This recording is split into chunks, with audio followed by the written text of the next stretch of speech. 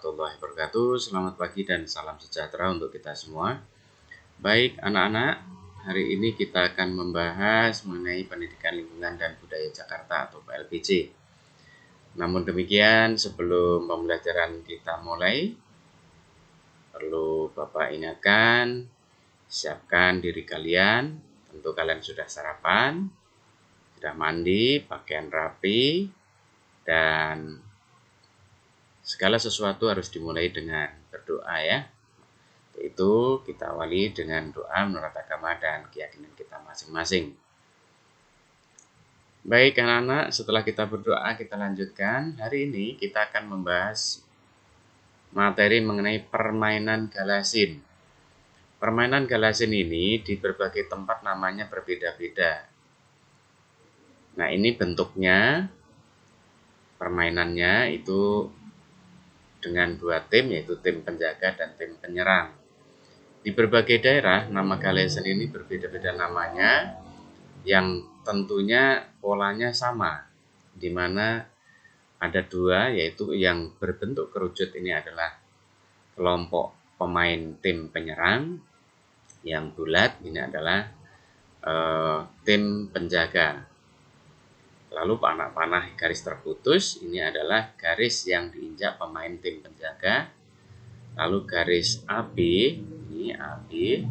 ini adalah garis pangkalan tim penyerang. Lalu garis CD ini asnya, ini adalah garis sodor. Kenapa dinamakan garis sodor? Karena sebetulnya ini di daerah Yogyakarta juga ada namanya gobak sodor galasin itu, yaitu permainan berkuda dengan menggunakan sodor itu seperti tombak tetapi tidak ada mata tombaknya untuk latihan berperang di zaman dahulu. Dua tim ini adalah tim penjaga ada di sini, di setiap garis ini. Lalu tim penyerang ini dari garis AB ini akan melewati setiap penjaga sampai ujung, kemudian balik lagi sampai ke ujung lagi. Ya, intinya seperti itu. Permainan galasin pada dasarnya hampir sama dengan permainan petak.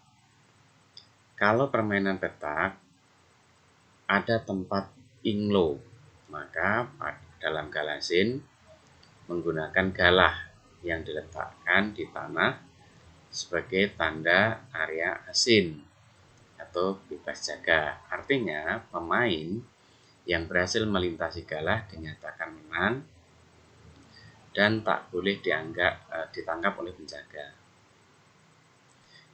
Galah asin biasa dimainkan secara bergu baik putra maupun putri yang terdiri atas 5 orang. Permainan berlangsung selama 2 kali 25 menit dengan istirahat 10 menit.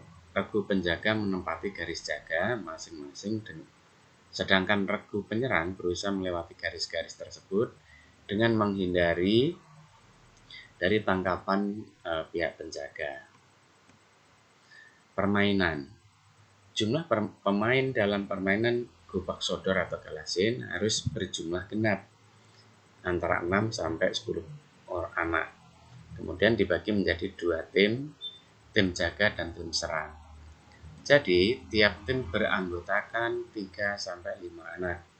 Pemain dalam galasin atau gobak sodor ini biasanya anak laki-laki karena permainan ini menguras banyak tenaga. Tapi anak perempuan juga bisa ya. Tetapi kadang-kadang anak perempuan juga bisa memainkannya asalkan kedua tim harus mempunyai komposisi pemain yang seimbang, baik jenis kelamin maupun umurnya ya. Jadi tidak boleh anak dewasa dengan anak kecil. Hal ini untuk menghindari timpang kekuatan yang sangat mencolok pada salah satu tim.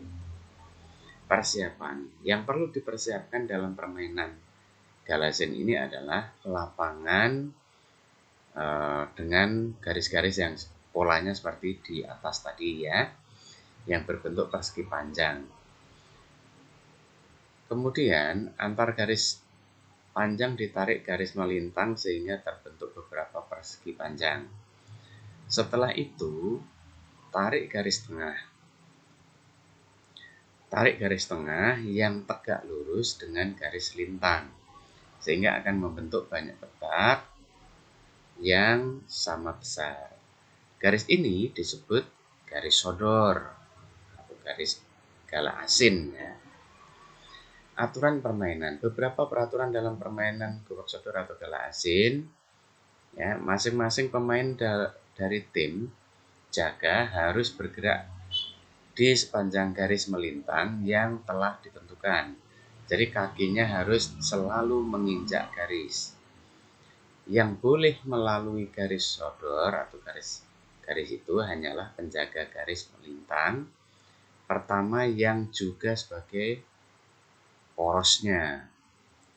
Masing-masing pemain tim serang dari pangkalan harus berusaha melewati semua garis lintang, dan jika salah satu pemain saja bisa kembali ke pangkalan tanpa tersentuh tim jaga, maka tim serang dinyatakan menang. Bila pemain tim jaga bisa menyentuh salah satu pemain tim serang, maka tim jaga menang. Lalu tim jaga berganti menjadi tim serang. Begitu seterusnya. Jika satu petak terisi 2 atau lebih pemain, maka tim serang kalah dan berganti menjadi tim jaga. Pemain dibagi mana yang ikut menjadi tim jaga dan tim serang. Masing-masing tim memilih salah satu anggotanya untuk menjadi ketua dan bertugas sebagai tim porosnya yang sodor, yang tengah itu. Dari gambar di atas, misalnya ada yang menjadi tim poros atau tim jaga adalah A, dan dari sodor atau tim serang adalah tim F. Tim serang berkumpul di pangkalan sementara tim jaga berdiri di garis melintang yang telah ditentukan ketuanya. Dari gambar di atas, A sebagai sodor akan menjadi garis EF di sebelah kiri, B menjaga garis GH di sebelah kanan, C menjaga garis IJ di sebelah kiri, dan menjaga garis KL di sebelah kanan. E jika garis MN di sebelah kiri, jadi jika terlihat dari depan akan terlihat posisi tim jaga membentuk zigzag. A sebagai sodor selain bergerak di garis EF, juga bisa bergerak di garis CD. Tetapi jika salah satu pemain tim serang tersentuh oleh tim jaga sampai ke pangkalan lagi, maka tim serang dinyatakan kalah. Kemudian jadi berubah posisi jadi tim jaga. Setelah itu berganti ya. Jika 2 atau lebih pemain tim serang berada di dalam satu petak, maka tim serang kalah dan berganti menjadi tim jaga. Demikian seterusnya. Nah, sekarang kita lihat manfaat dari permainan ini apa. Permainan gala asin, manfaatnya diantaranya adalah yang pertama, melatih kerjasama dalam tim. Yang kedua, melatih kepemimpinan. Jadi nanti ada komando, perintah-perintah dari timnya. Jadi bisa nggak memerintah, dan yang diperintah mendengarkan tidak gitu ya. Lalu mengasah kemampuan otak, jadi strategi berpikir. Mengasah kemampuan mencari strategi yang tepat, mencari jalan untuk memecahkan suatu masalah atau mengambil solusi. Lalu meningkatkan kekuatan dan ketangkasan, karena ini menggunakan fisik. Nah, selengkapnya gambarnya seperti ini ya. Nih, ya. Ini adalah berpikir logis, kreatif, inovatif, manfaatnya penting kerjasama, melatih kejujuran, dan sebagainya.